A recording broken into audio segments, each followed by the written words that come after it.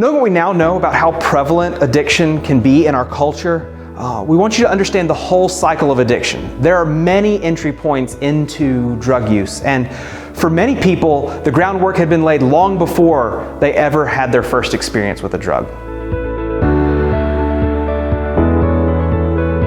The cycle of addiction can begin in different ways. Sometimes it's somebody experienced traumatic things as a child and they're just using the substances to numb that pain. Sometimes it's the drugs itself that cause the pain. It's the actual use that is the trauma that they're trying to numb.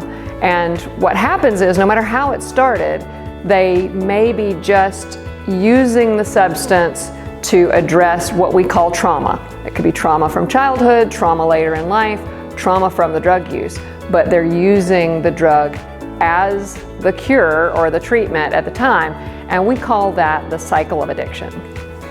So the physical cycle of addiction is just what it sounds like. When someone first takes a drug, they often experience the best feeling, the best high, the first time they take it, and may spend a lot of time trying to recreate that high.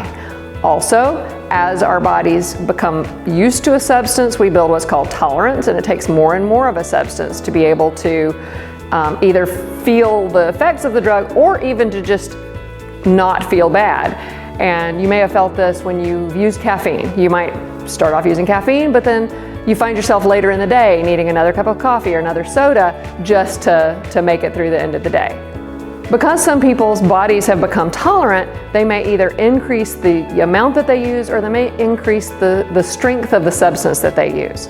This dependence can also cause problems when the person does not use the substance. It's what we call withdrawal. If you don't have the substance, it can cause physical symptoms, psychological symptoms, and be excruciatingly painful. In fact, some withdrawal from some substances can even be deadly. And so the person is driven to continue using the substance. There's also a psychological cycle of addiction. Someone may feel pain and then use the substance to relieve the pain, but also they may feel guilt. That may be guilt over using the substance. It may be guilt over their behavior as they're using the substance. They may get into legal trouble, family trouble, work trouble, and in order to avoid thinking about that, they may use the substance to alleviate the guilt that they're feeling over that behavior. Guilt is a natural response that we feel when our actions go against the way that we were designed to exist. So you can see how this is a self-perpetuating cycle that occurs psychologically as well. If you want to better understand how you can be a part of becoming part of the solution, I would encourage you to continue watching this Addiction 101 series and realize that that's why Uplift Appalachia exists.